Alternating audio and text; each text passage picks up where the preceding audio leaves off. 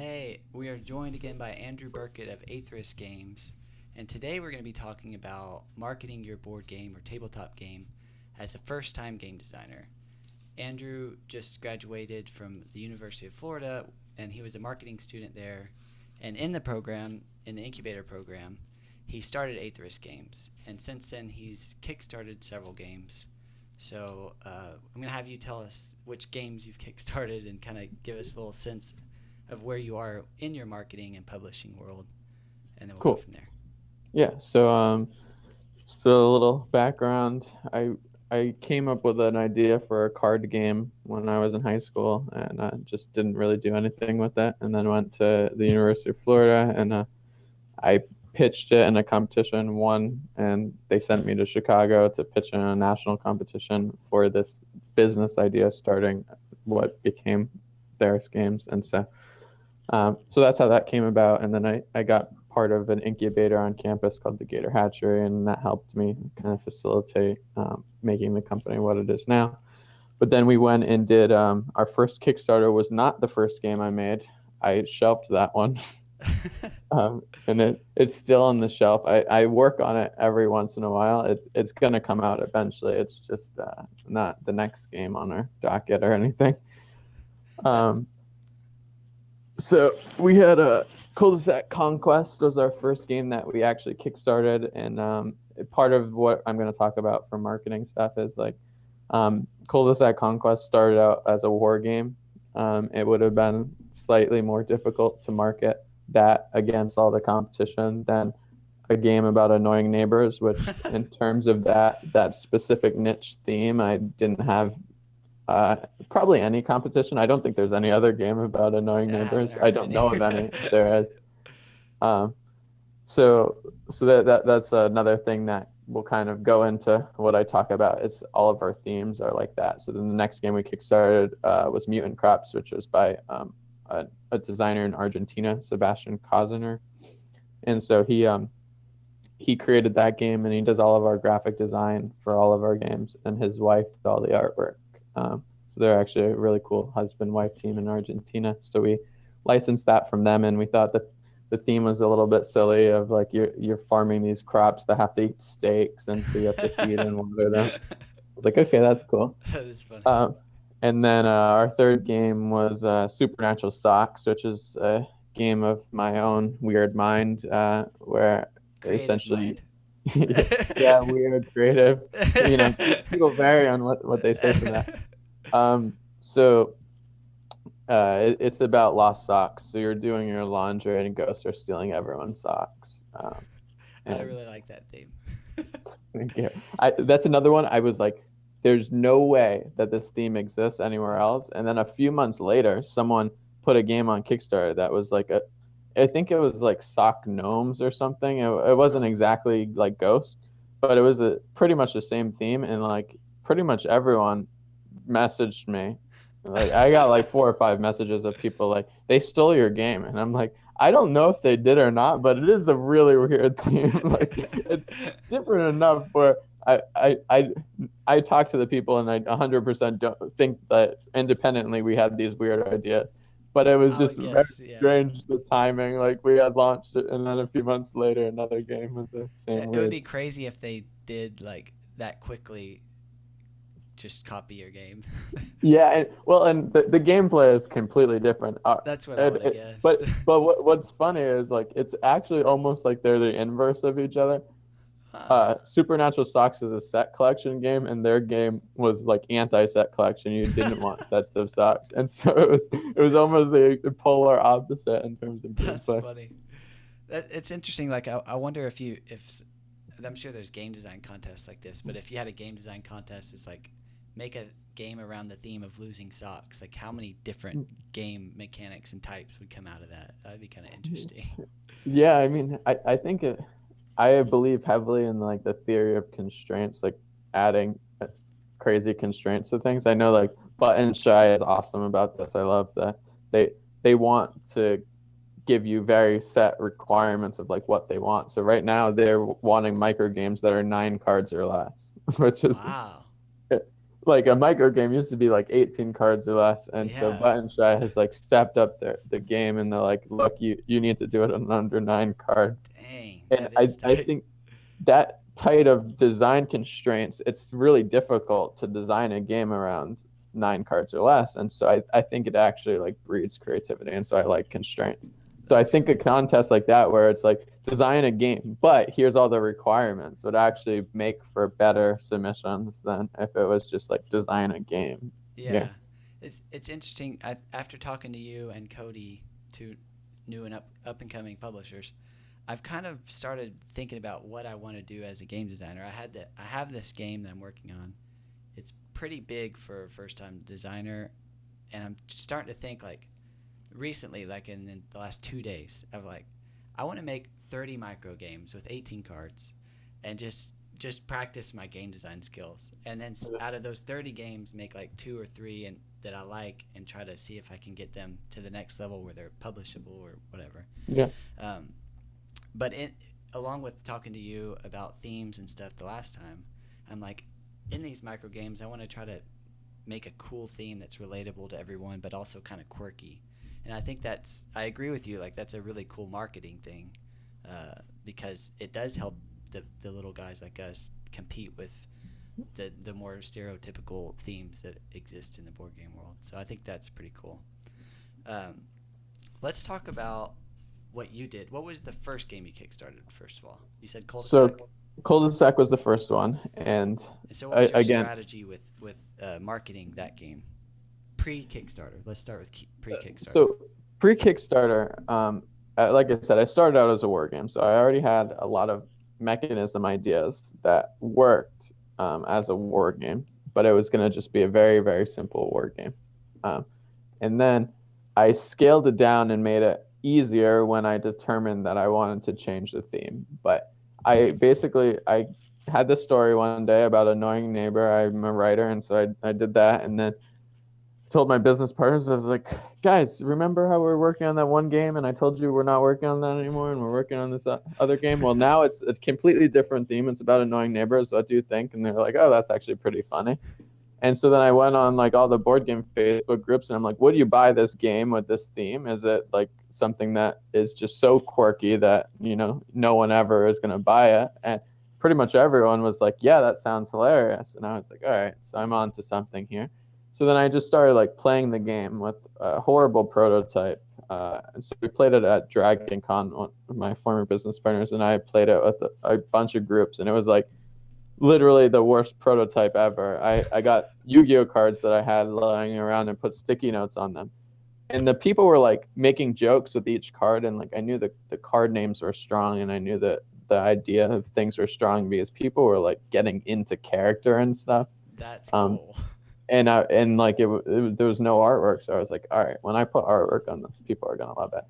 And then I looked on Behance, which is Adobe's website for creative. Real quick, at these conventions, were you gathering email lists, or had you I started that yet? I did get some email list. I wasn't as good about it with Cul-de-sac, and I think honestly now the game would have done significantly worse on Kickstarter. I did a lot of things wrong, and I think that Why do you think it would now have done worse on Kickstarter now?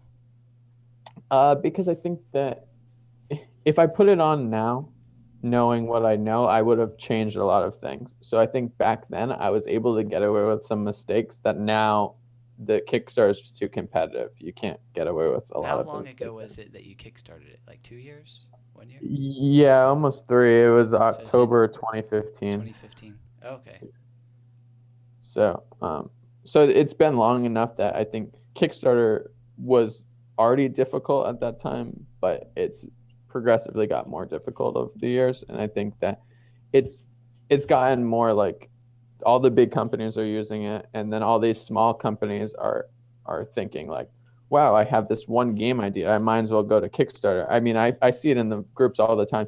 People will be like, I saw someone post the other day, and they posted a question. They're like, what publishers' typical rates are or something. And someone was like, why not just publish it yourself? And I always will answer to that question and be like, publishing's not for everyone. Stop trying to tell people Yeah. that that's their thing that they should do. No, there are game designers and Some publishers people separate just for a want to reason. game design. Some people just want to publish, and that's okay. And some people want to Yeah, do both. I think it's fine to do both. It's just one of the things that you have to really enjoy both processes. And I think starting a business is a lot of work. And unless you really like the marketing and sales and all that aspect of it, I think a lot of people go to Kickstarter and they don't realize what they're getting into and end up worse off, or at least less happy than they would be if someone else just made the game for them and they saw the same product on the shelf. They would be like, oh, that's cool. I didn't have to do all the work for that. I just made it. I honestly, I've been making prototypes for 9 years now with the intent to sell, and for about 8 years and 11 months, I was like I'm gonna make this and publish it. I want all of the control over my product.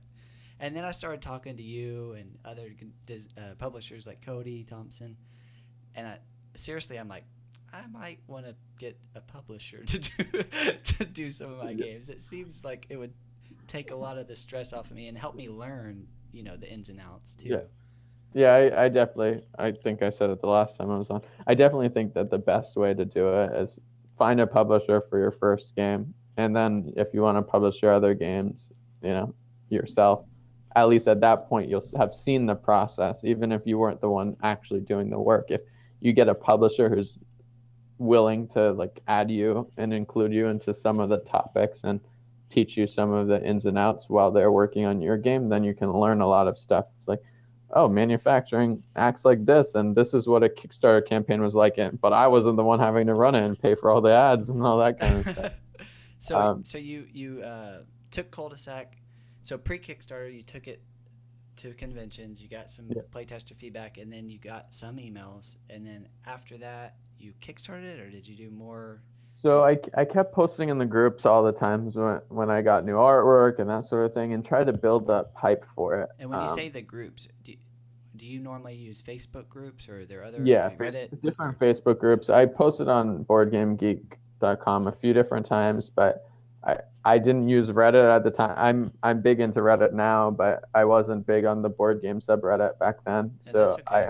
I'm trying to get a sense of where you were for your first games, so that people can kind of relate. I think now I think it would have been better if I had done, like I said, some things differently. But for the first game, I didn't really know as much, and so and I didn't have a lot of money, and so a lot of my marketing was set on things that were free or cheap. So I did I did a launch party, which normally people think is ill-advised. For the first game, it worked. I don't think it would work again. I wouldn't really do it now. How does a launch party work?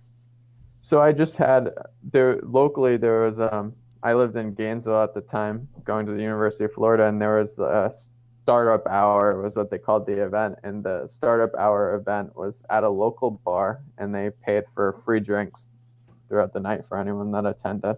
And so I just launched the campaign during that event because all the people there were like interested in helping local companies, and I figured a lot of them would back the Kickstarter.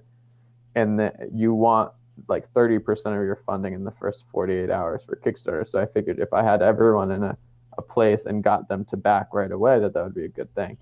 Now, unless you have friends and family that are going to do that, which obviously I did, and it worked for that campaign. But like with future campaigns, I was focused more on getting people who love board games to buy our stuff, not just people who are like one-off customers. I wanted more like repeat lasting customers.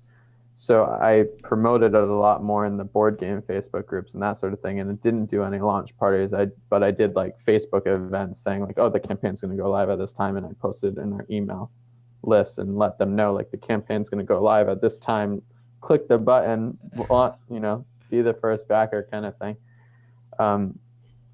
But I think that the best thing for marketing I did for that one was I just really wanted to be a part of the community and generally just posted in the groups for various things, not just about the game. It wasn't like every single time I was posting, I was like, hey, I have this cul-de-sac conquest game. I just would, if there was anything people needed help with that I knew, I would help them with it. And so I just became a part of the community. I think that people respect and appreciate when people aren't just there to spam stuff. And I know that the board game subreddit I mentioned, Reddit earlier, is really big on that. Like if you're not part of the community, they will downvote the crap out of your self-promotion stuff. They'll delete them.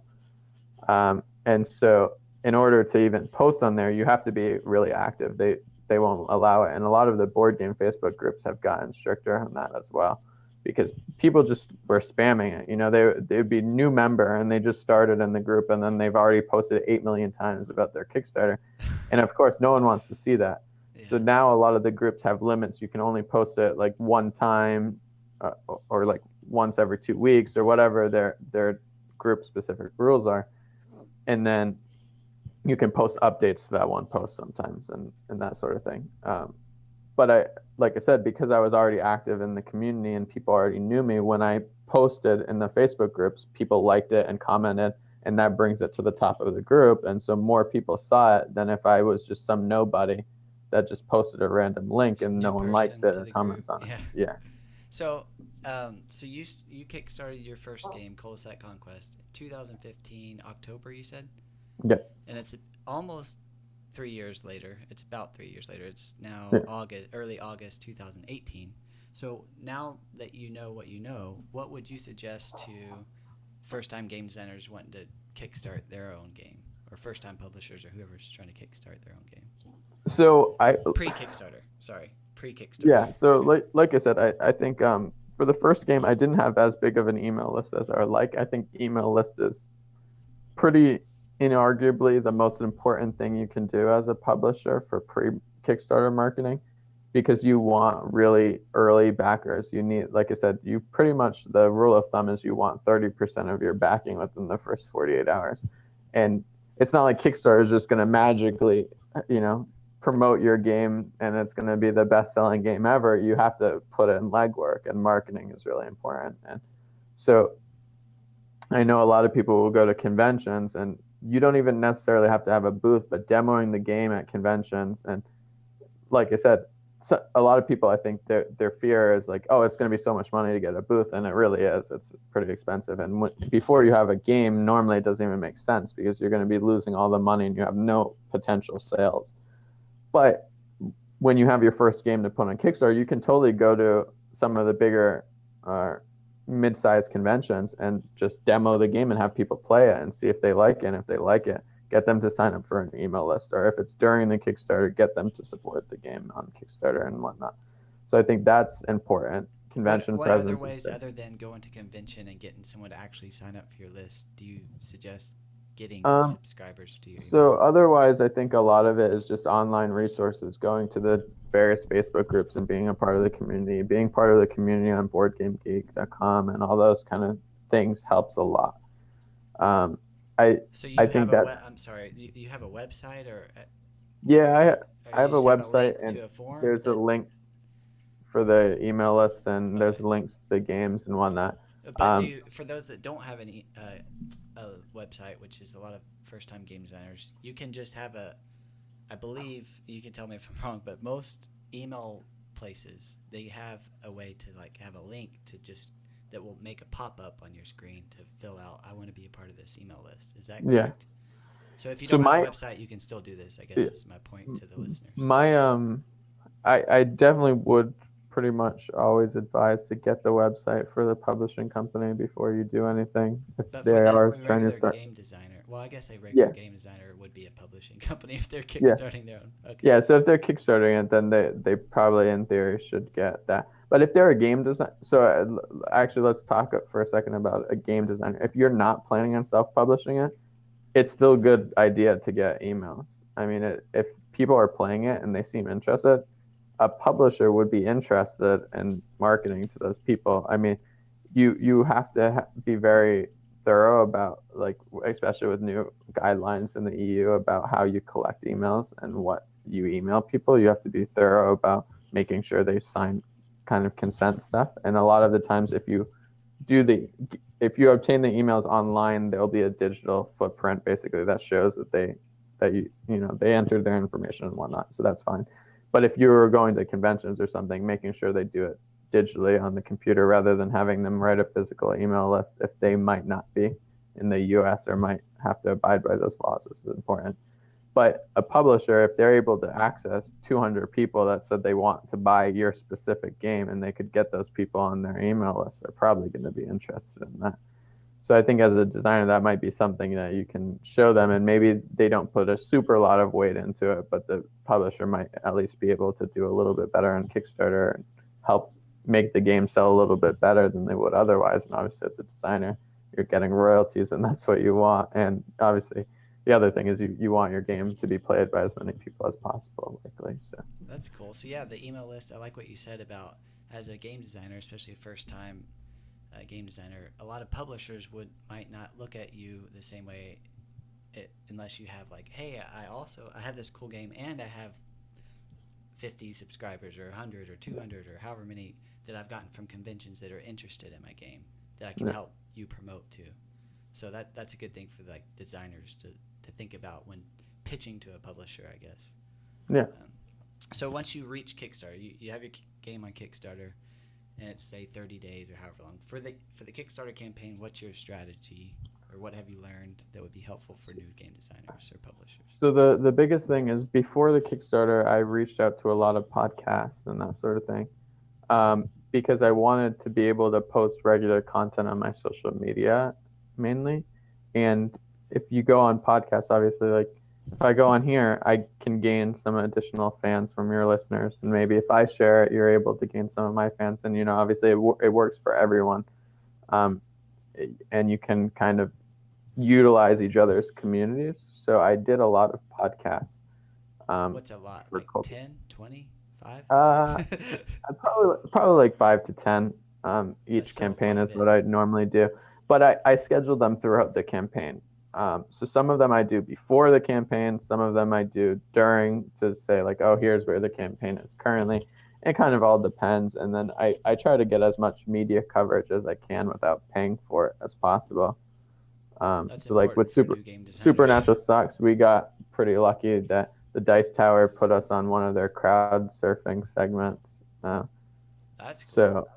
So they showed the game and they said a little bit of how it's played and whatnot. And so that actually got us a few Kickstarter backers, which was nice. And we didn't have to pay for that. And then we had a few other like unpaid advertising stuff that we do. And then, of course, part of my marketing strategy really is just I create games that I think lend themselves to people relating to them because they're more likely to share it. So, I mean, when I was on Kickstarter for Cul-de-sac Conquest or Mutant Crops or Supernatural Socks, all of them, if you were looking on Kickstarter at that point in time and you were looking for something different, there was 8 million fantasy games. There are probably 30 zombie games on Kickstarter at the same time I was launching. Only one sock game.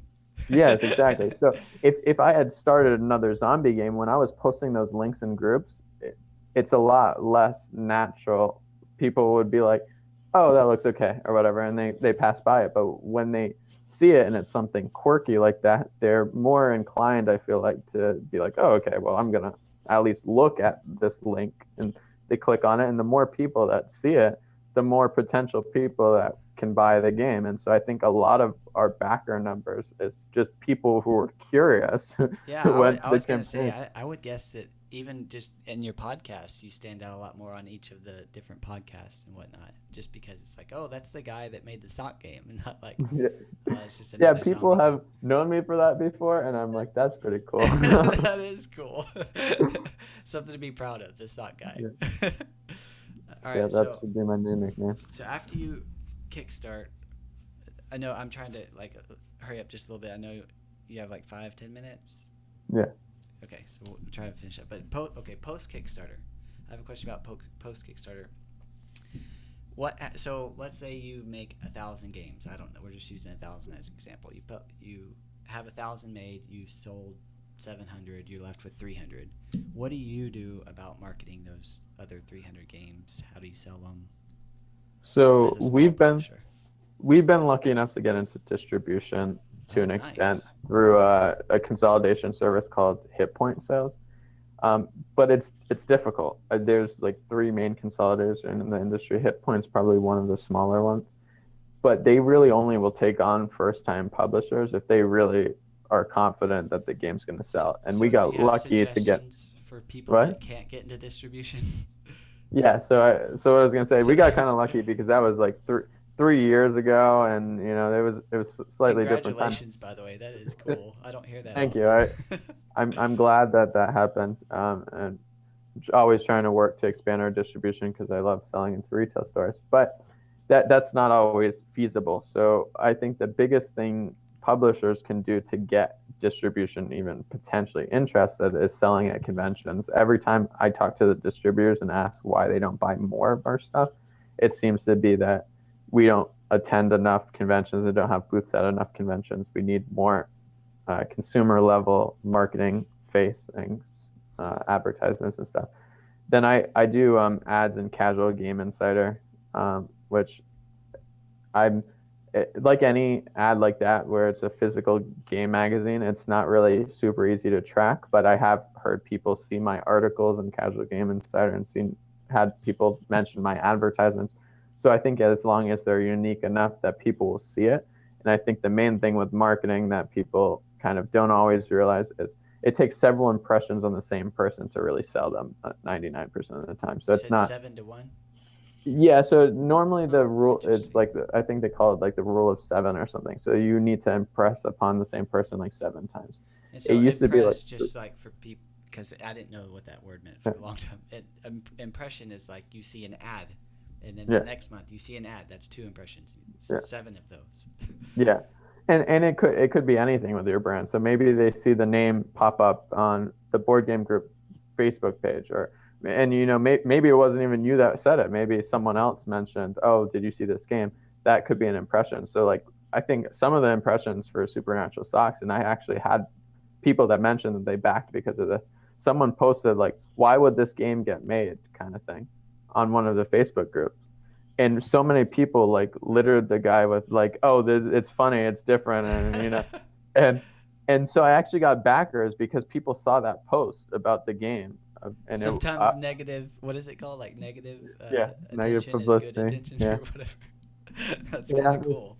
So, and he ended up kind of changing and was like, okay, I guess there really is a market for this. I mean, things like that matter. I mean, if people want to talk about it, if they're naturally inclined to be like, and give it a second thought, then they're more likely to look at it. And if they looked at it that one time, maybe they didn't back it that time, but then they saw it on the Dice Tower, or maybe then they saw me post about it in one of the other board game groups, Facebook, or maybe they saw me post about it on Reddit or Board Game Geek, or so the more avenues you can potentially reach upon the same person, better. And so my main marketing spend is really on Facebook ads. I do targeted ads, and what you can do is you can create what's called like a lookalike audience. So if you have an email list, you can input all your customers' emails, and it will create a demographic. So Sorry, it finds all those. Where's your email list? You use MailChimp, or I use MailChimp? Yeah, I use MailChimp. Currently, but I've heard of others that I potentially might navigate towards in the future. Some of them don't have it. That's why I was asking which one you use. Yeah, so I used MailChimp, and I just got an Excel sheet from MailChimp of all my emails, and then I imported that to Facebook, and they find all those people's Facebook profiles, and then they get all their demographic information that Facebook has on those people, and then they create an audience of people that are exactly like them. That's cool. So my email list was like former customers or potential customers, and so that targeted demographic, I feel it converts a lot better than if you have to come up with your own, audience. Cool. Do you ever target the people that like your page? Have you tried to do that at all? I normally don't. I seem to get pretty decent engagement from the people who like it. I do sometimes try to like increase the engagement of people who like the page and target ads to them.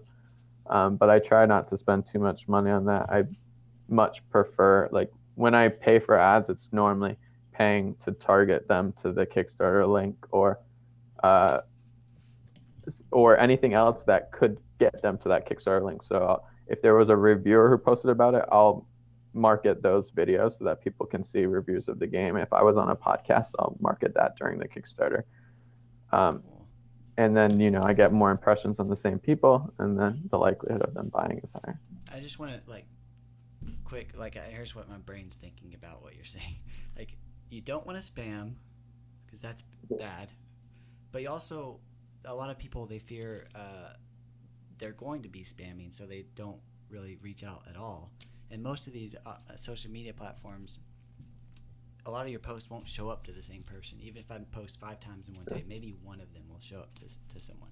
So I think, like, depending on what platform you're using and what group you're in, and if you're new or if people know you there, like, post often, but also, like, if you see people saying, like, oh, that's kind of spammy, or like downvoting it or whatever, you might be being too spammy. But in general, I think most of the time that's kind of an irrational fear of, I'm going to be spammy. If you're posting, even if you're posting once a week, that's not going to be spammy at all in general. Yeah, and if it's different things, so like I said, what I'll normally do, I'll post one thing about the Kickstarter going live if it's on Facebook groups, and then I'll comment updates of, like, oh, the campaign's at this funding amount, here's a new reviewer that posted, and I'll have a link to that.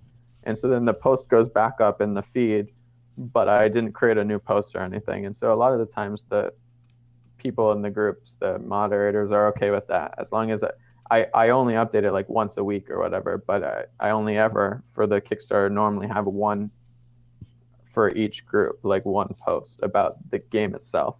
And then sometimes other people will post things that aren't me. So, like, our backers get interested sometimes, and they'll post, and then I'll comment on those and try to keep those active.